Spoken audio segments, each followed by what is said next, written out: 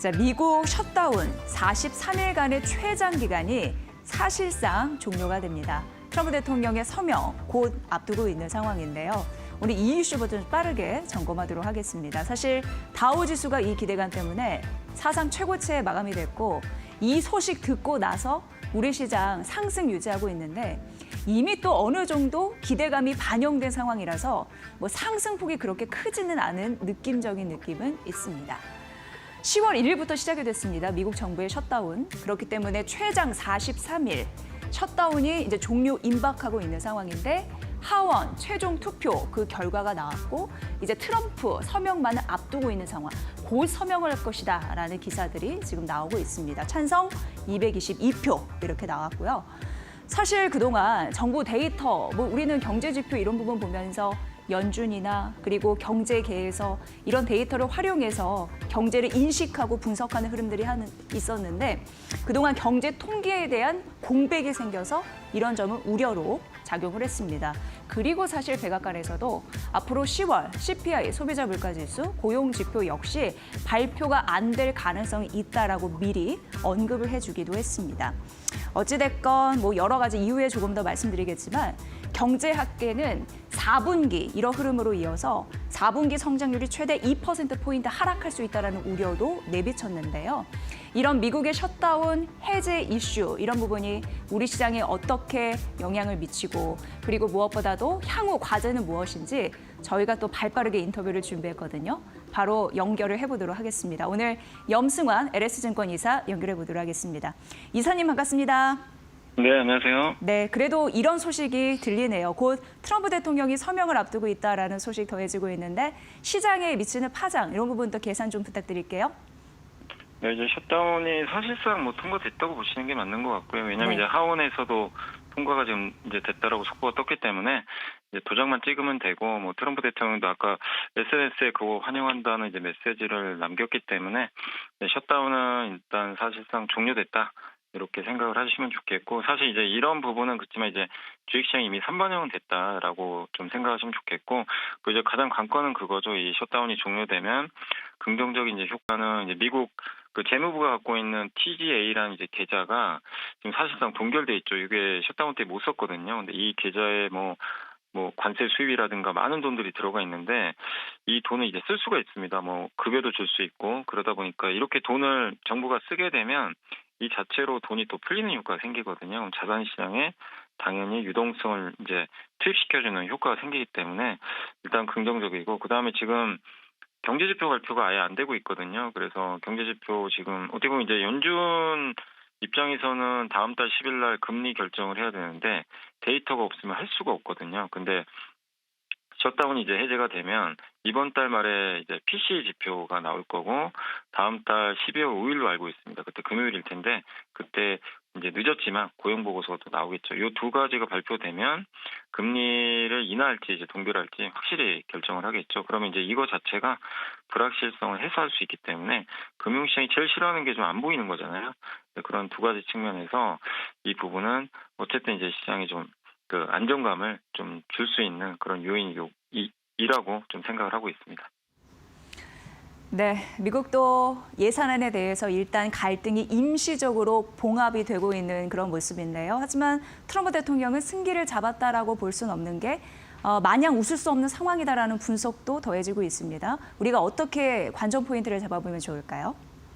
사실 이게 이제 예산안이 근데 임시 예산안이기 때문에 1월 되면 또 해야 되거든요. 그래서 이게 그냥 이걸로 해가지고 완전 합의되고 된 건 아니니까 또 난관은 있지만 그래도 시장이 일단은 뭐 이제 환영할 수밖에 없죠. 이게 최장 기간 계속 이어졌기 때문에 아까 말씀드린 그런 불확실성 측면에선 뭐 당연히 금융시장에 좋지 않게 작용을 했죠. 근데 이제 이게 일단 1월까지는 좀 이 합의한 대로 가니까 적어도 12월까지. 그래서 12월 10일 날 FOMC도 어쨌든 금리 결정하는데 큰 문제는 없어질 것 같고요. 그리고 뭐 12월 이제 연말까지는 좀 불확실성 자체는 좀 완화된다라고 생각을 해주시면 또 좋겠습니다. 또 우리가 봐야 될 거는 셧다운은 어쨌든 이제 한 2달간은 이제 잠잠해질 수밖에 없기 때문에 뭐 이제 너무 셧다운에 초점 맞추실 필요는 저는 없다고 생각을 하고 이미 이제 이거는 일단 손을 댔다 이렇게 생각해 주시고 다음 스텝을 밟아야 되잖아요. 그 스텝은 FMC거든요. FMC인데 이번 FMC가 왜 중요하냐면 지금 금리 인하냐 동결이냐 되게 논란도 많고 거기에 12월부터 이제 양적 긴축이 끝납니다. 그래서 오늘 보니까 그 한 미국의 연준 그 위원이 그런 발언을 했더라고요. 12월부터 채권 매입 재개할 수 있다. 그러니까 양적 긴축 끝내고 채권을 다시 사주는 거죠. 연준이 사주면 무슨 일이 발생할까요? 금리가 떨어지겠죠. 금리도 떨어지고 시중에 돈이 풀립니다. 그렇기 때문에 상당히 또 유동성 면에서 긍정적인 부분들이 나오겠죠. 그래서 이제 결국 우리가 좀 초점을 그런 12월에 양적 긴축 종료와 그다음에 FMC 금리 인하 이 부분에 초점을 맞추시고 시장을 바라보시면 좋을 것 같습니다. 네, 이사님 말씀 들어보니까 시장의 단기적인 불확실성이 해소가 됐다라고 정리할 수 있을 것 같습니다. 아침부터 발빠르게 분석 도움 주셔서 감사합니다. 잘 들었습니다. 네, 감사합니다. 네, LS증권의 염승환 이사였습니다. 바로 이어서 저희가 맥을 또 짚어드리도록 하겠습니다. 이렇게 되면요. 시장의 유동성, 사실 시장이 한 단계 레벨업하게 될 그 거리는 유동성에 있었거든요. 그게 더 가능해지는 부드러운 분위기가 되지 않았나? 뭐 이런 생각을 하게 됩니다. 셧다운이 종료가 되면 투자자들이 앞서서 들으셨죠? 염승환 이사의 말처럼 일부 투자 심리가 안정이 되면서 안도감이 좀 나올 수 있는 상황이고요. 그동안 지표도 지연이 됐고 유동성도 경색되지 않을까라는 우려감이 있었는데 뭐 내년 1월까지 단기적인 불확실성이 제거가 되면서 그런 부분에서는 쿠션 작용을 할 수 있다라는 점 말씀드리고요. 이렇게 되면 뭐 백악관에서는 10월 CPI나 고용지표 안 나올 가능성이 있다라고 하지만 이후에는 재개가 되면서 조금 더 명확한 구체적인 근거를 통해서 미국 경제의 체력을 우리는 확인할 수 있으니까 그 부분은 이제 긍정적이다라고 얘기할 수 있을 것 같고요. 또 앞서서 말씀드렸듯이 연준, 우리는 이제 금리 인하 시장에서는 원하고 있습니다. 이거 유동성과 직간접적으로 연결되는 부분이라서 굉장히 중요한데요. 그런 부분으로도 불확실성이 완화가 될 가능성 이런 부분을 엿보고 있는 상황입니다. 시장이 내심 기대하고 있다라고 표현을 해야 될 것 같고요. 간밤에 보니까 미국의 국채금리도 떨어졌습니다. 이유는 다음 달 금리 인하 기대를 반영했기 때문에 이거 좀 정리해드리고요. 바로 이어서 투자 전략으로 가보면 전문가들은 이런 환경 속에서 유동성, 이런 피를 좀 공급해줬으면 하는 바람과 더불어서 여전히 AI, 전력, 그리고 자원 이런 부분에 구조적인 성장을 기대한다라는 메시지도 전했습니다. 그리고 유동성 측면에서 한 가지 더 중요한 이슈가 뉴욕 연은이요. 자산 매입 시점이 머지 않았다라고 얘기하는데 대표적으로 유동성 공급이 확대될 수 있는 예이거든요. 이러 흐름도 있다라는 점과 더불어서 이러한 흐름들이 맞물려서 사실 다우지수가 사상 최고치를 간 흐름은 유동성 공급에 대한 느낌적인 느낌을 받았기 때문이다. 이렇게 정리해 볼 수 있을 것 같습니다. 굉장히 중요한 이슈였고요. 다음 넘어가 보도록 하겠습니다. AI 시대의 새 강자는 전력. 이거 스토리텔링을 좀 들어보십시오. 엔트로픽이 있습니다. 오픈 AI의 대항마로 불리는 기업입니다. 그런데 여기에서 텍사스와 뉴욕에 한 500억 달러 규모, 우리 돈으로 70조 원 규모 되겠습니다. AI 데이터 센터를 투자하겠다라는 부분인데 더해서 사회적으로 일자리 창출도 가능하다 하면서 3,200개 정도 제시가 됐습니다. 엔트로픽이 오픈 AI의 대항마로 불리는 이유는 기업의 성장 모멘텀에도 있는데 이미 기업 고객 30만 개를 돌파해서 연매출 10만 달러 이상의 대형 고객사가 7배 급증했다라는 데이터도 이미 알려진 바이고요. 그러나 이제 시장은 이런 분위기를 잘 보셔야 되는데 좀 신중한 모습을 보여주고 있습니다. 왜냐하면 최근 AI 거품론과 더불어서 AI 빅테크들이 투자를 많이 좀 벌리고 있는데 그 막대한 투자비를 어떻게 조달할 것인가, 어떤 기업은 회사 차에서도 발행한다라는 소식 들려드렸었는데 그런 조달 능력에 의문이 있다라는 부분이 있었잖아요. 어쨌든 그런 부분 때문에 시장의 반응은 신중한 모습을 보이고 있다라는 점 말씀드립니다. 그리고 쉐브론이라는 기업이 텍사스에서 가스 발전 데이터 센터에 착수한다라는 부분인데 이걸 보시면 에너지 기업이 역시나 AI 전력 수요가 앞으로도 막강할 것으로 보이니까 어떻게 보면은 새 성장 동력으로 인식하는구나라는 걸 우리는 느낄 수가 있습니다. 그래서 시장 전반적으로 굉장히 중요한 관전 포인트는 내년 병목 현상이 어디에 나타날 것인가 이걸 알아채는 부분인데 지금은 AI 칩이라고 생각하실지 몰라도 지속적으로 언급되는 거는 전력으로 바뀔 가능성이 있습니다. 오히려 내년에 가면은 칩 공급 이슈에서는 균형 혹은 오히려 과잉 전환하면서 재고 조정의 가능성도 있을 수 있는 바. 그래서 젠슨항 CEO 엔비디아도 엔비디아 CEO 같은 경우에도 전력에 대한 문제에서 굉장히 강조했잖아요. 이런 흐름을 AI 칩에서 병목 현상이 전력으로 갈 수 있어서 전력주, 전력 설비 이런 쪽으로 여전히 핫할 가능성이 있다라는 점 말씀드리겠습니다. 모건 스탠리에서 미국 데이터 센터 전력 2030년에는 20%가 부족하다고 했습니다. 이러한 사실적 비반을 한 근거들 지속적으로 나올 때 소개를 해드릴 테니까 시장의 트렌드 잘 맞춰보시면 좋을 것 같습니다. 언제나 우리가 AI 시대의 전력 설비 이런 부분은 좀 주목하라는 의미에서 전해드렸고요.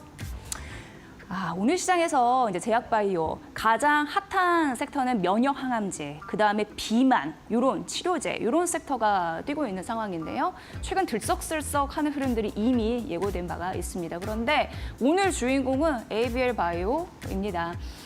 상한가는 약간 풀려서 진행되고 있는데 목표 주가는 최상단 18만 원까지 상단을 올린 그런 증권사도 있었고요.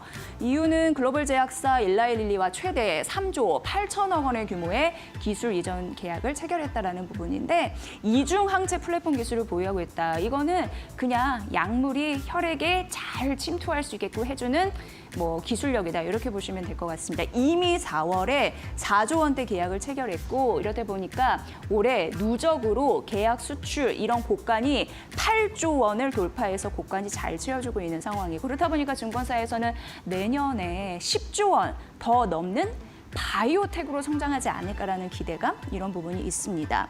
오늘 말씀드렸다시피 면역 항암제, 비만 관련 치료제가 급등하는 흐름들이 나타나고 있는 상황인데요. 또 한편에서는 제약바이오의 관심 축이 이제는 면역 항암제에서 비만 치료로 갈 것이다라는 전략들 한두 번 들은 얘기는 아니지만 다시금 좀 부각되고 있다라는 점도 참고하시라는 부분에서 마지막에 좀 곁들여봤습니다. 장중에 환율이 1,475원까지 내려갔다가 그래도 미국 셧다운 해제, 사실상 해제 그런 소식을 듣고 1,469원, 그러니까 1,470원 선 밑으로 내려간 흐름들은 좀 안정화되고 있는 국면이구나. 역시나 이제 높긴 하지만 그런 분위기는 있다라는 점 말씀드리면서 오늘 아침에 나온 증권사 리포트에서 투자 전략을 함께 세워보도록 하겠습니다.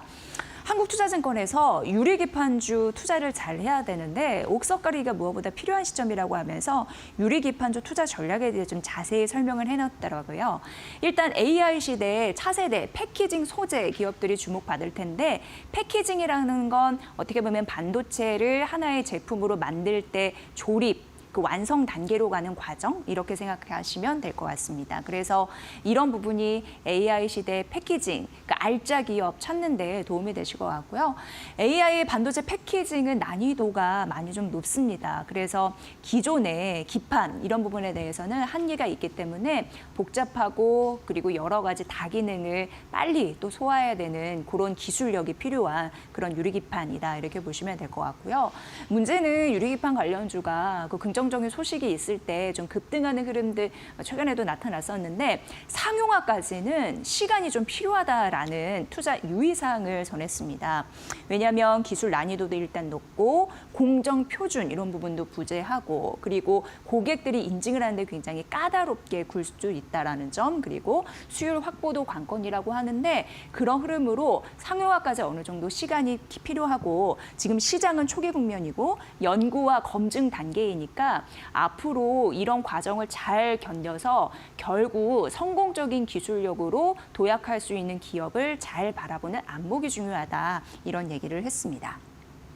양산 시점은 2027년 그리고 그것도 말입니다. 2028년이 될 것으로 보입니다. 그러니까 양산 시기만 봐도 지금이 시장의 초기 국면이라는 것을 알 수 있고요.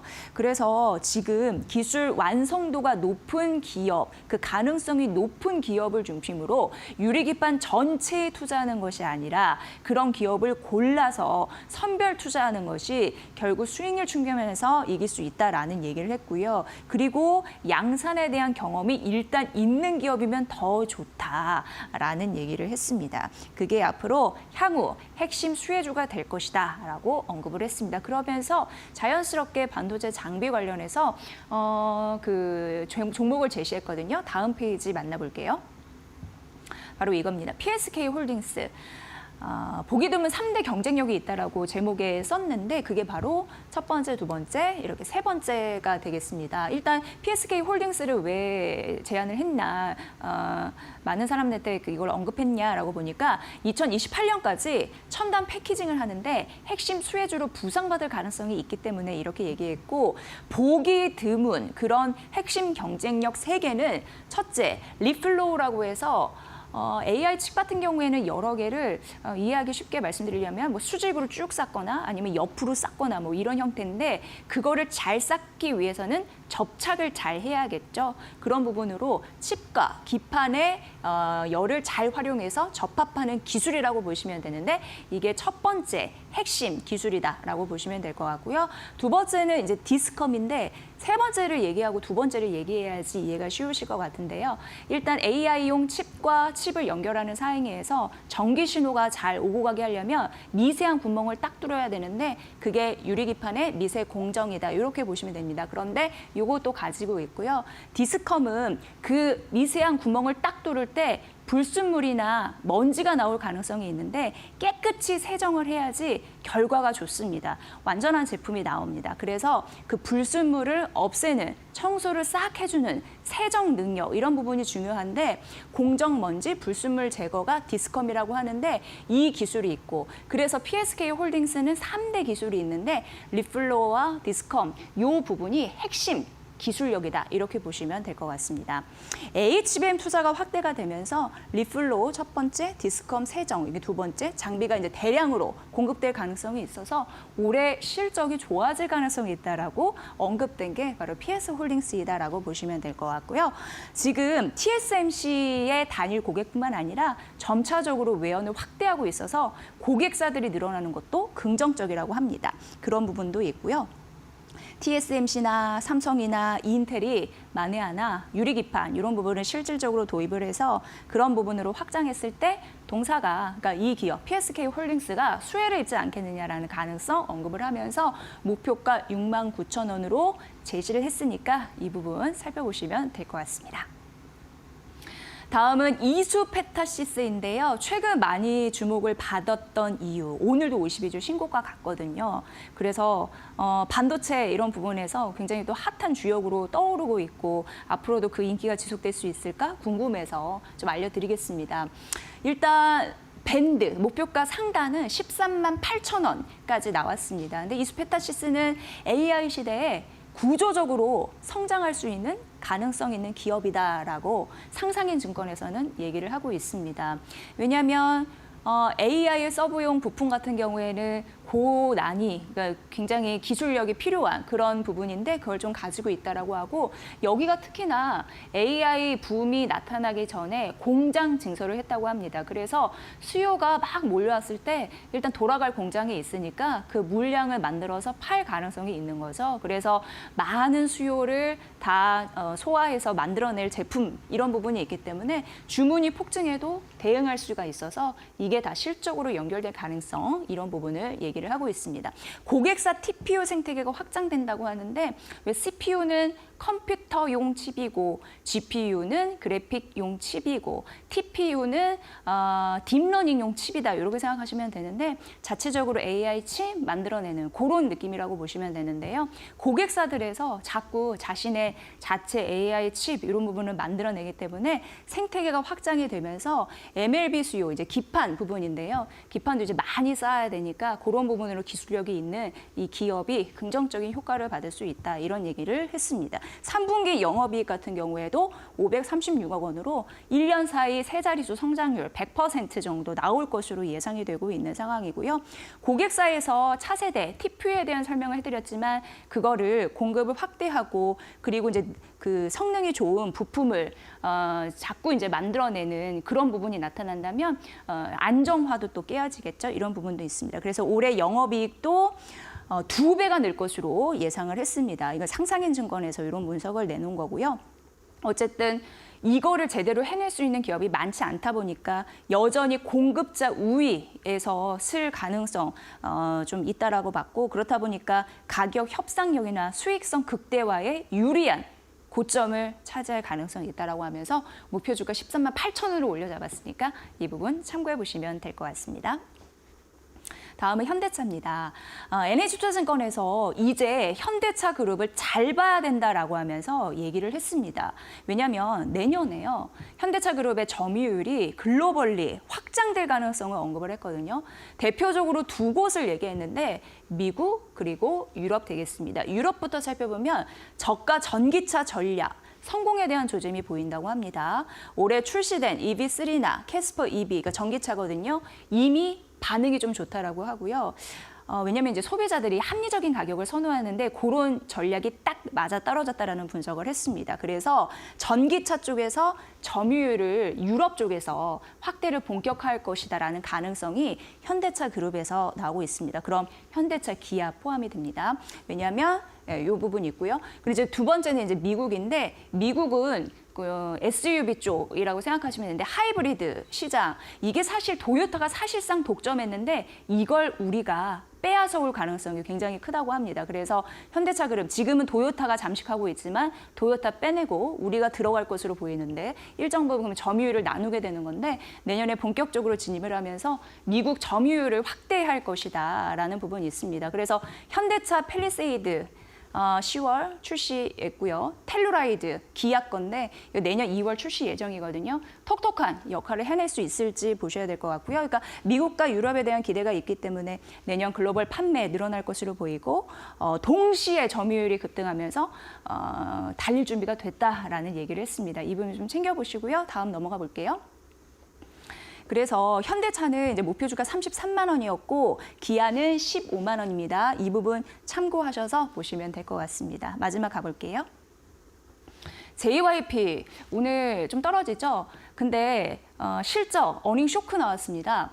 그래서 NH투자증권에서 목표 주가를 내렸습니다. 10만 원으로 낮춰 잡았습니다. 그 신인들의 앨범, 음반 이런 부분 발매가 좀 증가하고 대비를 하면서 제작비가 급증했다라는 얘기를 하는데 뭐 이런 얘기가 있고, 그래서 단기적으로 비용이 부담이 됐다. 3분기 어닝 쇼크에 대한 부분에서는. 그러나 뭐 아티스트 성장이나 펀더멘털 자체는 견조하다라는 얘기를 해서 그런 부분은 참고해 보시고요. 일단 오늘 아침 나온 증권사 제가 쭉 정리를 해봤는데 하나투자증권은 11만 원으로 얘기를 했고요. NH투자증권이 낮췄습니다. 그리고 그 외에 키움, 다올, IM 증권 10만 원으로 얘기했고 골드만삭스가 JYP 분석을 했거든요. 그런데 9만 4천 원이었습니다. 여기는 중국 쪽 굿즈, 매출 이런 부분 좀 긍정적으로 보더라고요. 그래서 어쨌든 목표 주가 내려가는 소리가 일단 들리기 시작했습니다. JYP도 잘 보시면 될 것 같습니다. NH투자증권의 리포트까지 챙겨드렸습니다.